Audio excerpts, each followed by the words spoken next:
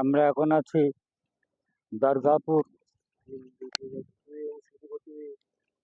তিন দিন পরে করেছে ঘটনা সিদ্দিক আলিম মাদ্রাসা সংলগ্ন এবং আব্দুর রাস্তা সংলগ্ন উত্তরচরে।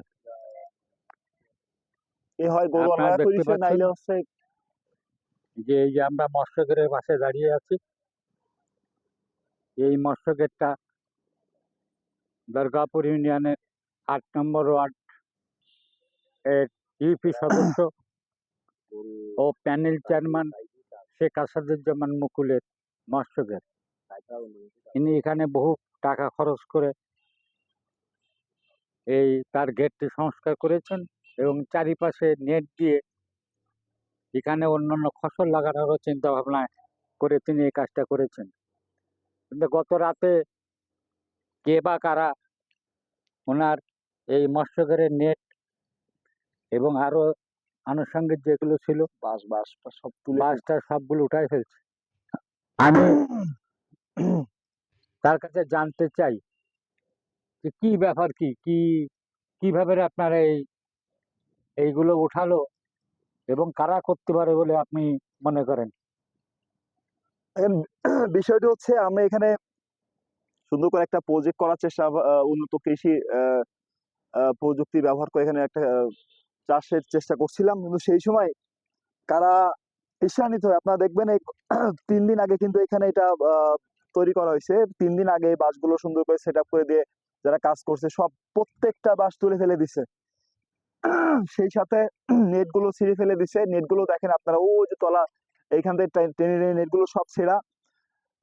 এই সামনের সারির প্রত্যেকটা বাঁশ আমার নষ্ট করে দিয়ে প্রত্যেকটা এই মাথা থেকে ও মাথা দেখেন সবগুলো তুলে নষ্ট করে ফেলে দিছে।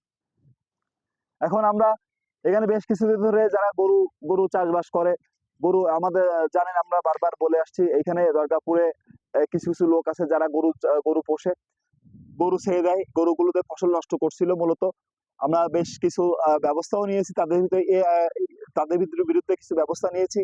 গরুগুলো আমরা কালকে বিকালেও এখানে গরু পড়ছে, গরু তাড়া দিয়েছি। সে গরুগুলো যারা মালিক তাদেরকে পাই নাই, আমরা মূলত বের করে দিছি।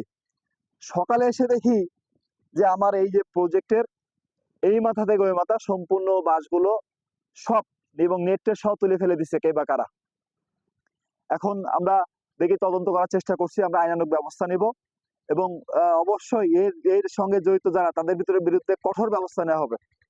আমি চাই এবং আপনারাও যদি যারা দেখছেন ভিডিওটা, আপনারাও চেষ্টা করবেন, আপনারা এই আশেপাশে যারা এই ঘাপটি মেরে পড়ে আছে, যারা এই ধরনের মানুষের ক্ষতি করে, এদের বিরুদ্ধে আমরা ব্যবস্থা গ্রহণ করার চেষ্টা করবো। আপনারা আমাদেরকে সহযোগিতা করবেন। ধন্যবাদ। এখন এই যে মানুষের যে ক্ষতি, এই যে এক শ্রেণীর লোক আছে তারা মানুষের ক্ষতি করার জন্য সবসময় ব্যস্ত। আমরা প্রায় দেখতে পাচ্ছি বিভিন্ন ঘেরে বিষ মেরে মাছের ক্ষতি করছে। এই যে ক্ষতি যারা করছে এদেরকে ধরা অবশ্যই প্রয়োজন এবং আইনের কি করবো মুখোমুখি করা উচিত বলে আমি মনে করি। দুর্গাপুর প্রতিদিন ইউটিউব চ্যানেল ও পেজ একটি প্রচার মাধ্যম। আপনারা আমাদের সাথেই থাকুন। ধন্যবাদ।